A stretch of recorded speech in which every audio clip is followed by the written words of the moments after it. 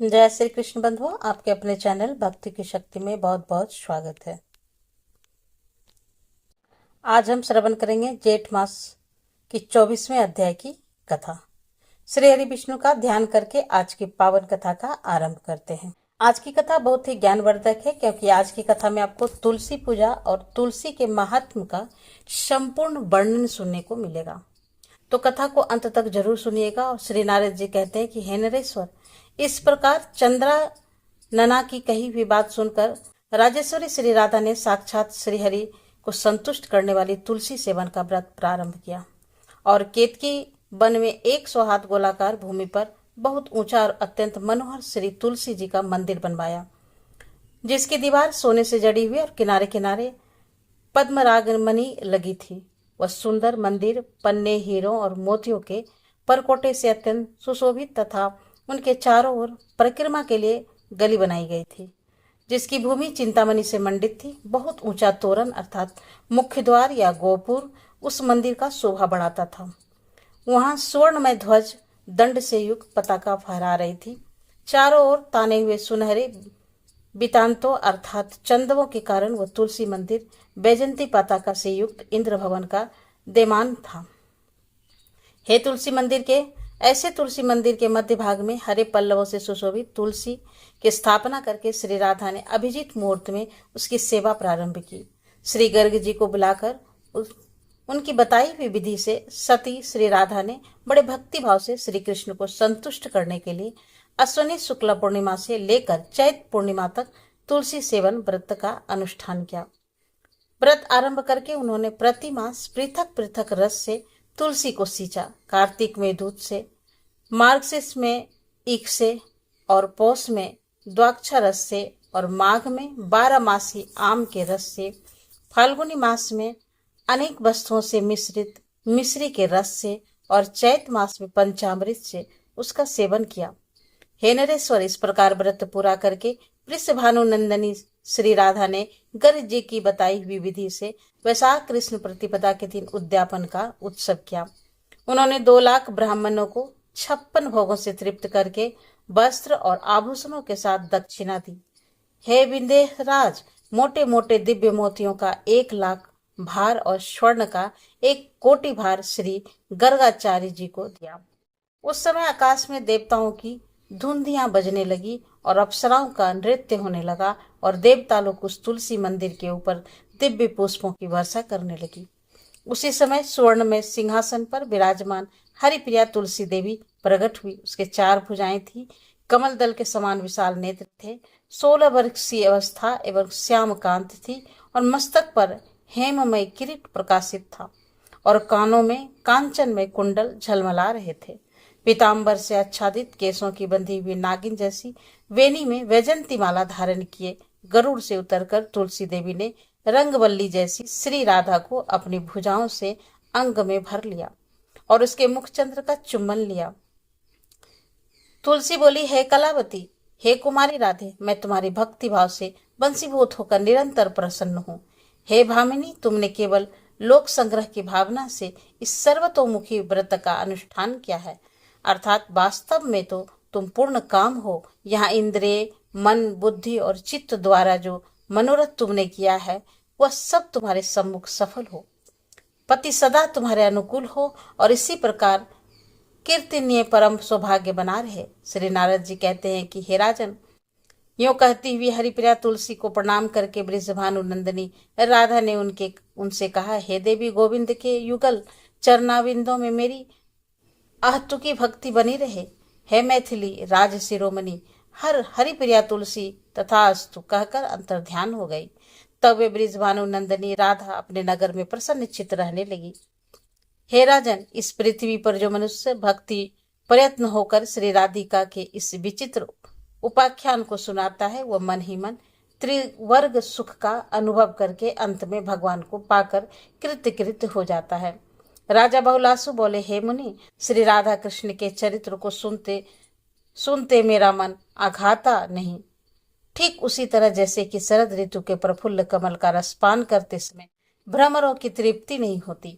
हे ब्राह्मण, हे तपोधन, श्री कृष्ण पत्नी राजेश्वरी के द्वारा तुलसी सेवन का व्रत पूर्ण कर लिए जाने के बाद जो वृतांत घटित हुआ वो मुझे सुनाइए। श्री नारद जी ने कहा, हे राजन, श्री राधिका की तुलसी सेवन सेवा से निमित्त की गई तपस्या को जान उनकी प्रीति की परीक्षा लेने के लिए एक दिन भगवान श्री कृष्ण ब्रिजभानुपुर में गए और उस समय उन्होंने अद्भुत गोपांगना का रूप धारण कर लिया था।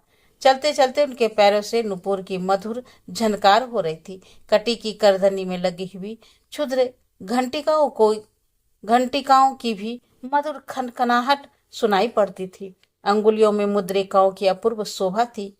कलाइयों में रत्न जटित कंगन, बाहों में भुजबंद तथा कंठ एवं वक्षस्थल में मोतियों के हार शोभा दे रहे थे। बाल रवि के समान दीप्तिमान शीश फूल से सुशोभित केश पासों की वैन रचना में अपूर्व कुशलता का परिचय मिलता था। नासिका में मोती की बुला हिल रही थी और शरीर की दिव्य आभा स्तिग्न अलकों के समान ही श्याम थी। ऐसा रूप धारण करके श्रीहरि ने ब्रिजभानु के मंदिर को देखा। खाई और परकोटों से युद्ध व ब्रिजभानु भवन 4 दरवाजों से सुशोभित था तथा प्रत्येक द्वार पर काजल वर्ण के समान वाले गजराज झूमते थे, जिससे उस राजभवन की मनोहरता बढ़ गई थी। उस मंडप का प्रांगण वायु तथा मन के समान वेगशाली एवं हार और चमरों से सुसज्जित विचित्र वर्ण वाले अश्वों से शोभा पा रहा था। हे नरेश्वर, स्वोत्सागों के समुदाय तथा धर्म धुरंधर वृषद वृंद से भी उस भवन की बड़ी शोभा हो रही थी।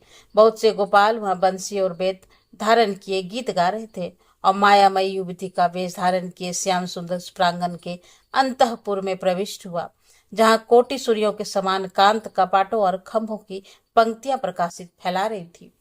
वहां के रत्न मंडित आंगनों में बहुत सी रत्न स्वरूपा लालनाएं सुशोभित हो रही थी। वीणा, ताल और मृदंग आदि बाजे बजाते हुए वे मनोहारिणी गोप सुंदरियां फूलों की छड़ी लिए श्री राधिका के गुण गा रही थी। उस अंतःपुर में दिव्य एवं विशाल उपवन की सी छटा छा रही थी। उसके भीतर अनार, कुंद, मनार, नींबू तथा अन्य ऊंचे ऊंचे वृक्ष ललहा रहे थे। केतकी, मालती और माधवी लताएं उस उपवन को सुशोभित करती थी। वहीं श्री राधा का निकुंज था, जिसमें कल्प वृक्षों के पुष्पों की सुगंध भरी थी। हे निर्वेश्वर, उस उपवन में मत पीकर मतवाले हुए भौरे टूटे पड़े थे। वहां शीतल मंद सुगंध वायु चल रही थी, जो सहस्त्र दल कमलों के पराग को बारंबार बिखेरा करती थी। उस उद्यान में निकुंज शिखरों पर बैठे हुए नर कोकिला, मादा कोकिला, मोर, सारस और सुक पक्षी मीठी आवाज में कुंज कर रहे थे। वहां फूलों की सहस्त्रों सैया सज्जित थी और पानी के हजारों नहरें बह रही थी। वहां के मेघ मंदिर में सैकड़ों फुहारे छूट रहे थे। बाल सूर्य के समान कांत कुंडल तथा विचित्र वर्ण वाली वस्त्र धारण किए करोड़ों सुंदर मुखी सखियां वहां श्री राधा के सेवा कार्य में अपनी कुशलता का परिचय देती थी। उसके बीच में श्री राधिका रानी उस राज मंदिर में टहल रही थी। वह राज मंदिर केसरिया रंग के सूक्ष्म वस्त्रों से सजाया गया था और वहां की भूमि पर पर्वतीय पुष्प, जलज पुष्प तथा स्थल पर होने वाले बहुत से पुष्प और कोमल पल्लव इतनी अधिक संख्या में बिछाए गए थे कि वहां पांव रखने पर गुल्फ अर्थात घुट्टी तक का भाग ढक जाता था। मालती में मकरकंदों की बूंदें वहां झरती रहती थी। ऐसे आंगन में करोड़ों चंद्रों के समान कांतिमती, कोमलांगी एवं कृषांगी श्री राधा धीरे धीरे अपने कोमल चरणाविंदों का संचालन करती हुई घूम रही थी। मणि मंदिर के आंगन में आई हुई उस नवीना गोप सुंदरी को ब्रिजभानु नंदनी श्री राधा ने देखा और उसके तेज से वहां की समस्त ललनाई हत प्रभु हो गई।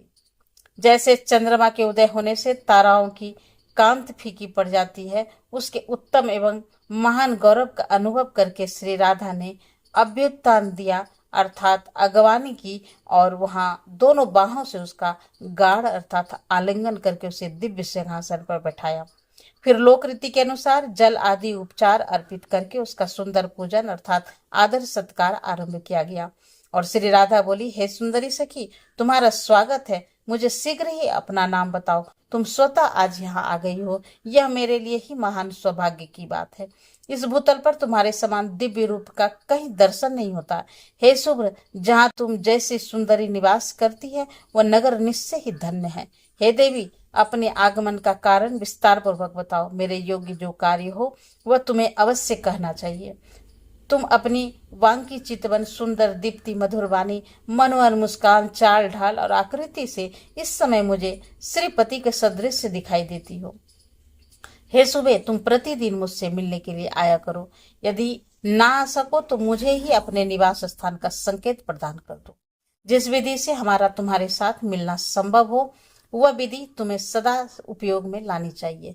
हे सखी, तुम्हारा यह शरीर मुझे बहुत प्यारा लगता है, क्योंकि मेरे प्रियतम श्री ब्रजराज नंदन की आकृति तुम्हारी ही जैसी है, जिन्होंने मेरे मन को हर लिया। अतः तुम मेरे ही पास रहो। जैसे भौजाई अपने नंद से प्यार करती है, उसी प्रकार मैं तुम्हारा आदर करूंगी। श्री नारद जी कहते हैं कि हे राजन, ये सुनकर माया से युवती के वेश में धारण करने वाले भगवान श्री कृष्ण ने कमल नैनी राधा से इस प्रकार कहा कि श्री भगवान बोले, हे रुंभरु, नंदन नगर गोकुल में नंद भवन से उत्तर दिशा में मेरा निवास है और मेरा नाम गोप देवी है। मैंने ललिता के मुख से तुम्हारे रूप माधुर्य और गुण माधुर्य का वर्णन सुना है। अतः हे चंचल लोचन वाली सुंदरी, मैं तुम्हें देखने के लिए यहाँ तुम्हारे घर चली आई हूँ। हे कमल लोचन, जहाँ ललित लवंग लता की सुस्पष्ट सुगंध छा रही है, जहाँ के गुंजा निकुंज में मधुपों की मधुर ध्वनि से युक्त कंज पुष्प खिल रहे हैं, वो श्रुति पथ में आया हुआ तुम्हारा नित्य नूतन दिव्य नगर आज अपनी आंखों से देख लिया है। इसके समान सुंदर तो देवराज इंद्र की पूरी अमरावती भी नहीं होगी। श्री नारद जी कहते कि हे मिथिलेश्वर, इस प्रकार दोनों प्रिया प्रियतम का मिलन हुआ। वे परस्पर प्रीति का परिचय देते हुए वहां उपवन में शोभा पाने के लिए पुष्पमय कंदुक अर्थात गेंद के खेलते हुए दोनों हंसते और गीत गाते थे। वन के वृक्षों को देखते हुए वे इधर उधर विचरने लगे। हे राजन, कला कौशल से संपन्न कमल लोचना राधा को संबोधित करके गोप देवी के मधुर वाणी से कहा। गोप देवी बोले, हे ब्रजेश्वरी, नंदनगर यहाँ से दूर है और संध्या हो गई है, अतः जाती हूँ। कल प्रातः काल तुम्हारे पास आऊंगी।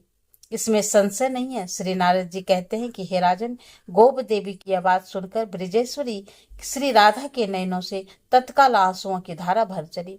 रोमांच तथा हर्ष द्रम के भाव से आवृत होकर कटे हुए कदली वृक्ष की भांति पृथ्वी पर गिर पड़ी। यह देखकर वहां सखियां संसक हो गई और तुरंत व्यंजन लेकर पास खड़ी होकर हवा करने लगी। उसके वस्त्रों पर चंदन पुष्पों के इत्र छिड़के गए। उस समय गोप देवी ने श्री राधा से कहा। गोप देवी बोली, श्री राधिके, मैं प्रातः काल अवश्य आऊंगी, तुम चिंता न करो। यदि ऐसा न हो तो मुझे गाय गौरस और अपने भाई की सौगंध है।